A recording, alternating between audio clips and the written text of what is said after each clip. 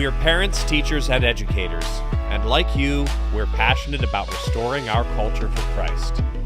This is Veritas Vox, the voice of classical Christian education. Hello again. Thank you for joining us for another episode of Veritas Vox, the voice of classical Christian education. Today we have with us none other than one of our veteran teachers for our online school, Veritas Scholars Academy. Her name is Hettie Weber. Hettie, welcome.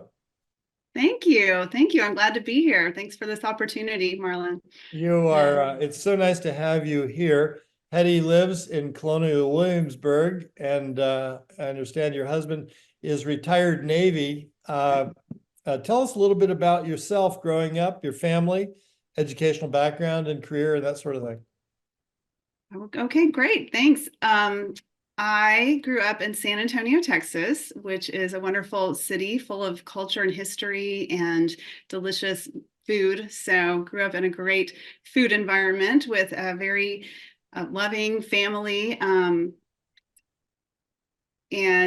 went to public school. I didn't go to private school or classical school, but I did take Latin in high school. My mother wanted me to take Latin. I don't know why, but I think it was a, providential God thing that I got introduced to Latin at a relatively young age when it wasn't as prevalent as it even is now, I don't think, back in that time. But so graduated from high school. I went to college at the University of Colorado, but then transferred to Texas A&M, where I graduated with a degree in history. And I met my husband soon thereafter. He was commissioned into the Navy, and we got married pretty young and moved all over the place. We've lived in many different places like Georgia, California, England, and Ohio, and just all kinds of places you wouldn't expect a Navy person to live. But I don't know what the Navy does in Ohio. Well, he was in the supply community, so kind of more the business side. So we did a lot of education and things. And anyway, we've had a wonderful experience with the Navy, and it's been just amazing. We've had 3 children and settled here in Williamsburg, Virginia. I began teaching. I started out homeschooling. We moved here to Virginia after 10 years of moving around, and we've been settled here pretty much ever since. So we've been here since 2004. We've been pretty settled for a long time, and he retired in 2020. So we were able to have that really kind of a stable family, but still have the Navy military experience, which was really wonderful. God's been so good to us. So where was I? Well, you said your husband retired. We moved to Virginia in 2004, and I started kind of homeschooling. I didn't really know much about homeschooling, but I didn't want to put our children in. I didn't know how many more times we were going to move, so I didn't want to keep putting them in and out of different schools. So I started homeschooling, and I'm sorry to say I was not good at homeschooling my children myself at home. They were all 3 really young together, and a very resistant oldest child to learning. And I was like, this just is not working. And so I started going to the library and researching, and came upon that book, The Well-Trained Mind, which you're probably familiar with that. And I'd never heard of classical school, but that's introduced in that book. And so I started looking at classical schools and found a small classical school nearby, and was hired to teach history there. And my 3 children went to school there, and it was so fun. We went to school together every day, just loved it. And actually the person who hired me was Lori Rogers, who now works here as well at our school at Veritas. So that's a really fun fact. And so she kind of mentored me, and then I ended up taking over teaching Latin when our Latin teacher left. And our Latin teacher also came here, Marcia. I don't know if you remember Marcia from a long time ago, but she was a Latin teacher here as well. And anyway, so that's how I came to be here at Veritas. Now, how long have you been teaching at Veritas? I have been teaching here since 2011. I've been teaching in classical schools since 2007. Yeah, that's wonderful.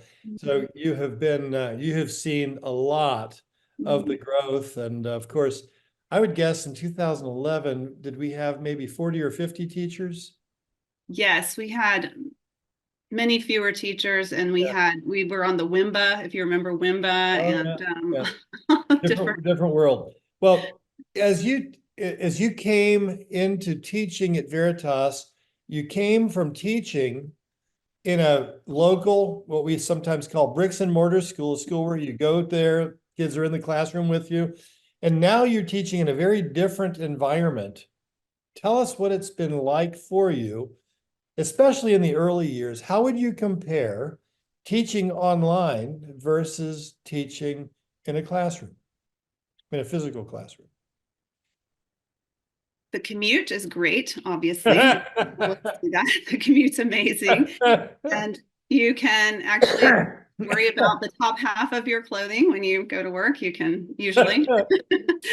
As long as you're careful. As long as you're careful about not standing over. No, I'm teasing about that. But so let me think back in the early times. So it's so funny. First of all, my first year, I was still teaching at Calvary Classical School, and then I had picked up a couple of classes here at Veritas Scholars Academy. And so because my kids were in school there, I would teach in my car sometimes originally, because we didn't have the big webcam. We didn't do webcams as much back then. So I would teach in my car. I could go to McDonald's and find the Wi-Fi and teach in my car. And so I found it to be very freeing in that way. And I could be where I needed to be.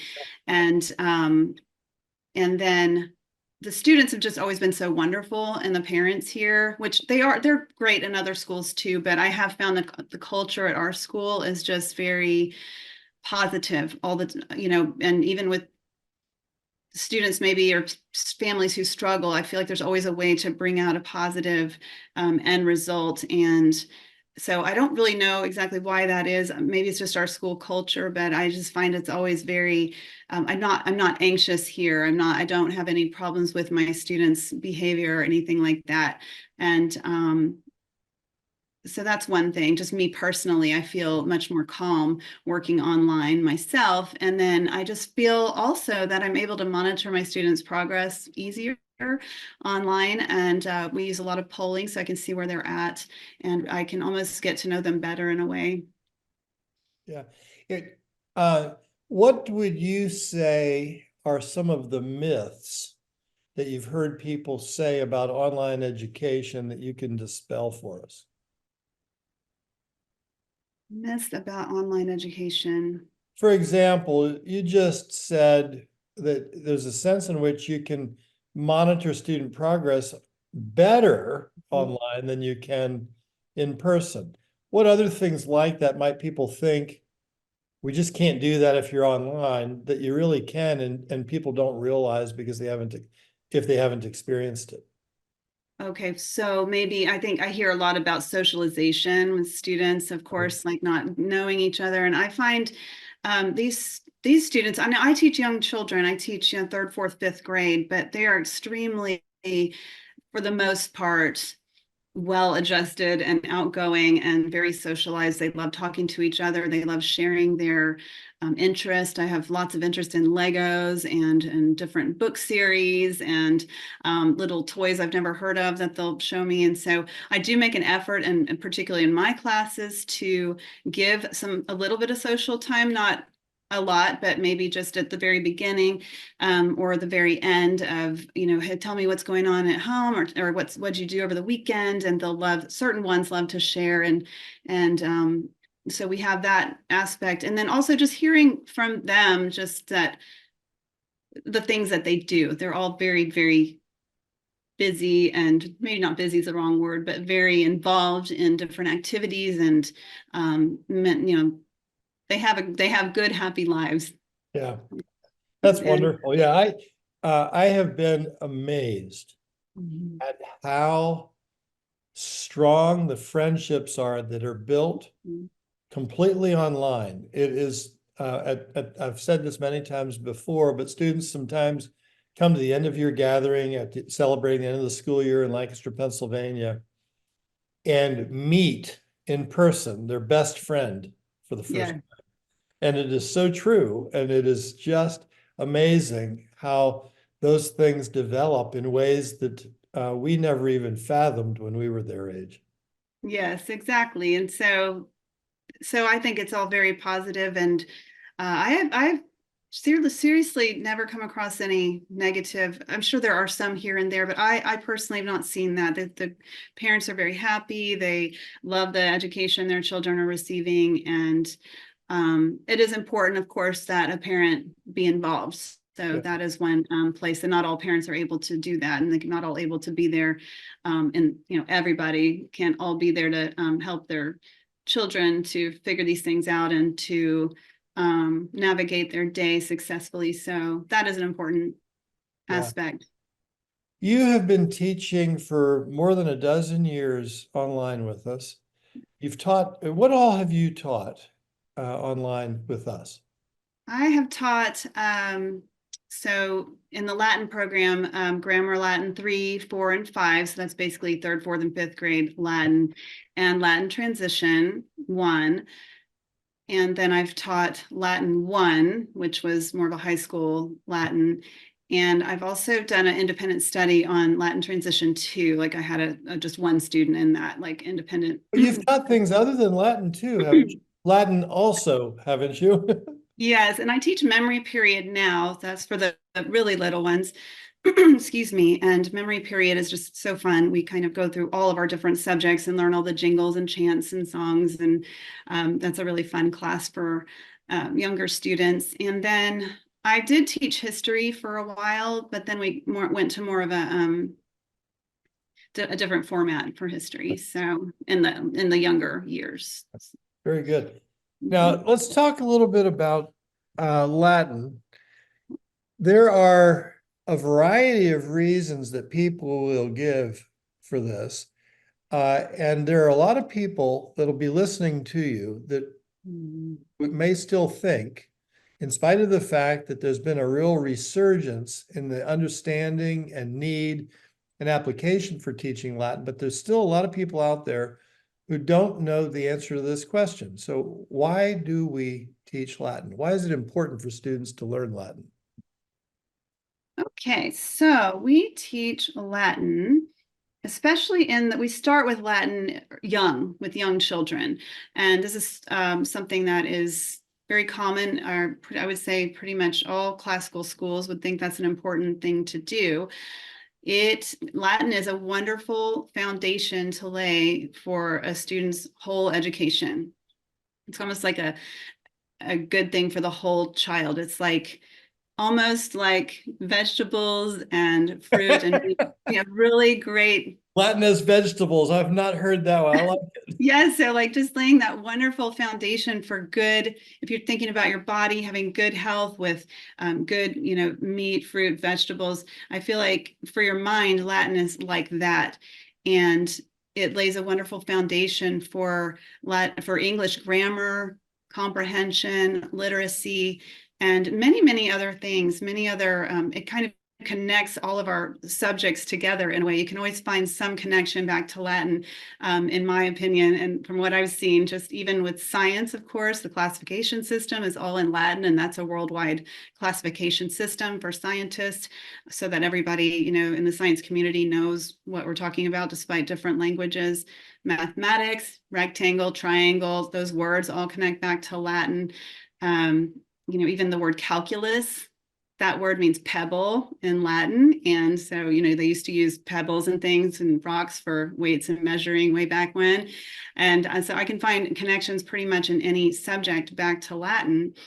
And so there really is also just really at the very base of things, there's no better way of learning English grammar than learning Latin. Yeah. You've covered a lot of different things. One of the things when Sorry, I might get a little carried away. That's really good. You've given a lot of places that we could go with this. But one of the things that I have said that really has resonated with me for the time that I've been involved in classical education, which is now over 30 years.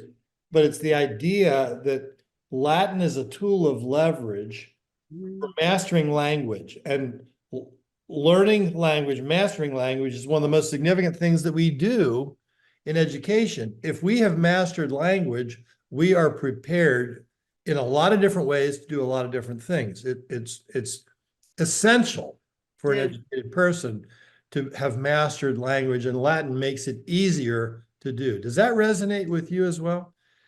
It definitely does.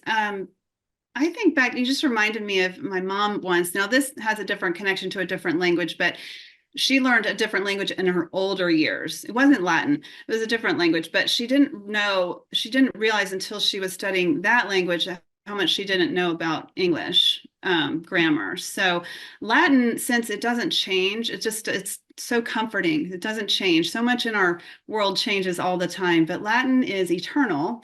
People love to say Latin is dead. Latin is eternal. It doesn't change. It's very solid, and yet it's very influential over our culture, our history, our language. And so what better way to kind of solidify, what we know than learning Latin, in my opinion. Did I answer your question, or I just totally go you into did. it? There are those out there, and they tend to be people who are not, well, let me not say that. How would you address the mother or the family that says, well, I'm going to teach my children Spanish instead of Latin in grammar school. That way they'll be able to speak two languages, and they'll have the practical aspect of conversational elements and communication because of Spanish. What would you say to them if they decided that they were going to choose Spanish for those reasons rather than Latin as an additional language, so to speak? I would say that even 1 year or 2 years of Latin would help them learn Spanish so much better, because Latin is the mother of Spanish and French and Portuguese and Romanian, and did I say the Romanian? Wait, Spanish, Portuguese, French, Romanian. What am I forgetting? There's another one. Anyway, Italian, of course, Italian. Rome, after all. Yeah. So they would learn those languages so much better. Latin also gives a wonderful foundation for learning other languages, because it's such a building blocks method of doing things. And so, and for children, it's much easier to learn Latin, to be honest, because Spanish is still changing and evolving. And which Spanish are you going to teach? Spanish from Spain, Spanish from, which one? There's so many different dialects and varieties. Isn't it also true that it's really misunderstanding the reason for Latin? When you started out talking about Latin, you talked about how it connects to the sciences and how it connects. It has cultural context, it has literary context, it has all these kinds of things. And if we're learning to speak Spanish, we're learning it primarily to be able to converse in Spanish. Right. That's it. Yes. It's a good thing, but it's not nearly as core as what Latin does to shaping the brain, our thinking, all these things. It's really confusing the issue in my thinking, that we're learning Latin for a very different reason than simply learning a second language. Very exactly. Because another thing, like to build on that, is when you're learning Latin, like say we learn, I don't know, let me think of a word here. Let's learn pater, which means father. The word pater in Latin means father. And so you can think all the way already about different derivatives, English words that would relate back to pater, like paternal. The word patria means country or fatherland. So you can see the relationship between fatherland and father. So patriotic, patriotism, all of these words in English have their roots in Latin. So when you go to learn Spanish after you've learned Latin, you're going to see some similar connections in Spanish. But Spanish, again, you're going to learn in Latin very simple grammar to build on as well. For example, amo amas amat, that's the word that means I love. So amo amas amat, amamos amatis amant. That is the conjugation of the word I love. And that will teach a student first, second, third person, singular, plural, and present tense. So they're going to learn all of those grammar terms and all of those things just from learning one chant, which is fun. Students love to chant and sing. And I won't sing for you, but there's a song that goes with that. So. Trust me, I know. I'm sure you do. Yeah, I do. It is truly amazing what learning Latin does in terms of vocabulary. And people look at our reading list and they say, how can a student read that in fourth grade or in seventh grade? And the answer is quite simple. They've taken Latin. Because of their background in Latin and what it's done to their vocabulary, what it's done to their understanding of grammar, they are simply able to read more and bigger, more sophisticated things sooner.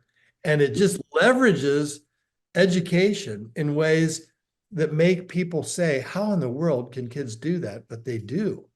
It is amazing. It is amazing. And like you mentioned before, I think you used the word tool, but we use Latin is a tool to train the mind. Of course, it teaches you about grammar and vocabulary and all these different connections we can make, but there's something about learning Latin itself that helps your mind to think better. And so, I mean, I would compare it to learning an instrument, because I remember when I was even in high school, they did some study with all the students who had taken an instrument and then how that related to their learning abilities. And there was definite connection there. So Latin provides a similar and better foundation for training and tool for training the mind. There's something about the way the language is built. Of course, it's our language is, Western civilization is built on the Roman times, the Rome, and that was their language. So huge influence, huge influence into our language. So learning all of that, I think there's just something intrinsic since we have developed out of that. There's something that just makes sense about Latin to English speakers and then speakers of, again, the Romance languages and things. Yeah, it is. And the other thing, maybe this was the case for you in your high school experience when you took Latin. When I was in high school, our school still taught Latin. And I remember some of the kids that took Latin tended to be those who came from families who had a little bit more of an appreciation of what had been in the past. That was not the case in my family, and I didn't understand that. I took, with a name like Detweiler, you would understand, I probably took German, and I did. And it was helpful and really did serve its purpose. But if we think about taking Latin as an alternative to taking modern foreign language, in high school, we've once again missed the point. The point of taking Latin is to help shape the mind. Mm-hmm. And it was always the case hundreds of years ago and is now becoming the case again with the classically educated that we're teaching Latin when it matters most in grammar school. And you're really at the core of it. I'd be curious if you have some stories or experiences where you've seen students benefit from that, or maybe even some funny anecdotal things that have happened in your many classes you've dealt with. Goodness, you've probably had thousands of students now that have passed through your classes. I think I have. What are some great stories that stick to you and you enjoy telling when given a chance? Well, one just comes to mind specifically, and this was a long time ago, but it was a Latin class. I believe it might have even been a Latin 1 class. It might have been a Latin transition. I can't remember. I feel like the student was a little older than 5th grade, but we went through the whole class and we were coming to the end and the end of the course. And she stayed back one day in class, like she wanted to talk to me after class. So I said, okay. And so we were sitting there and she asked the question, and she was an international student. She was from Singapore. And she asked me, she said, why do people take Latin? She's like, that typical, what we're talking about here. Why take Latin? And I thought, oh no, the student doesn't like Latin. And I'm thinking, okay, I'm going to work up into my spiel of what Latin is and why this is so important and don't give up. And anyway, I went through the whole, what we've been talking about. Oh, it lays this great foundation. It trains your mind. It's like chess. You have to think in steps, and it helps your mind to think better, and you'll learn more, and you'll have connections to science and all these things we've been talking about, connections to history, the Roman Empire, and I go on and on. It probably went on for a couple minutes, and then there's like this pause, and she goes, well, what if I just like it? Because what if I just want to study it because I like it? I thought, oh, that's okay too. So that's my Oh, that's favorite. great. That's great. Yeah, she goes, I was like, that's okay too. So that's another thing I just wanted to point out to any parent who is hesitant is that it's not just some arduous, terrible thing you're having to learn. It's fun. It's enjoyable. The students, I don't have too many specific stories because most of my students are really young and they really when they get excited about something, they really want to talk about Legos and stuff. Legos is a big thing in my classes, or their pets, and they want to talk about their dogs and things like that. But they do just occasionally be like, that was so fun. And I'll be like we'll be parsing something like, what is the, I don't know, what is the tense and number and person of this verb? And we'll be parsing and they'll say, oh, that was so fun. I just love parsing. Or some of them just love making the connections to derivatives, like with the English words that come from Latin, and they love thinking of words. And sometimes I have one student who's particularly funny. I still have her, it's like her third year, and she will always make up some crazy word. Like, as I'll say, well, just even like throw something out there. Like, I'll be like, okay, what's the new word? Let me just look for one. Like, I don't know, finio, what's a derivative from finio? And then they'll come up with some crazy word that's not a word. And I'm like, well, that should be a word, right? That should be an English word. That is not an English word. So we'll have fun with words. I'm like, let's have fun with words. And I just think that's a big part of Latin is having fun with words and just enjoying the subject. You've It should really be captured, enjoyable. you've really captured the grammar school student too, as we talk about grammar, logic, and rhetoric as stages of education as they develop. We think of the grammar school student as make it fun and make it interesting, and they'll enjoy it regardless of it. And you have captured that in your teaching. That's really cool. I interrupted you though. You were finishing another thought. That was no, you didn't interrupt me. No, I love that. And not, I've had my students who are maybe not as enthralled with Latin, but they're always the ones that are, and it's just really fun. And I'll always try to get the other ones to find something about it that they can appreciate. I do make a big effort to remind my students that they're there for a purpose. It's purposeful, and that I heard somebody, I don't know if it was Doug Wilson, it was the best quote, and I've been looking for it and I can't find it. So maybe you know what it was, but it was like, you may not remember any of the Latin you learned, but Latin will affect everything else you learn from that point on. I believe that, and that sounds really good, but I can't help you with the quote. I'm sorry. I don't remember. I can't find, I read that and I thought, wow, that's a great thing to say. So anyway, yes, so those are I love my little grammar school students. They're really fun and we have a good time. Yeah. Well, you have been a real part of the institution that's being built, a key player. And I don't know of anything really that's more significant than of shaping young people than it is to cause them or to help them continue to love the creativity that comes through education, and especially in this core discipline of Latin that you've been able to shape them. It's made a huge difference.